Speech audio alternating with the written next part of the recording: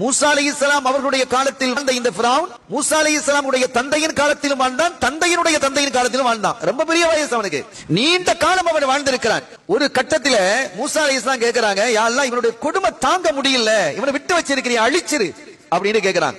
அல்லாஹ் சொன்னான், அவன் அழிக்கப்பட வேண்டியவன், அவன் ஒழிக்கப்பட வேண்டியவன், அவன் இல்லாமல் ஆக்கப்பட வேண்டியவன், தண்டிக்கப்பட வேண்டியவன் தான் மூசா. நீண்ட காலம் அவனுக்கு கொடுத்திருக்கிறேன், அவன் திருந்தல்ல, ஒரே ஒரு காரணத்திற்காக நான் அவனை விட்டு வச்சிருக்கிறேன். என்ன காரணம் ரப்பேன்னு மூசா அலைஹிஸ்ஸலாம் கேட்கிறாங்க.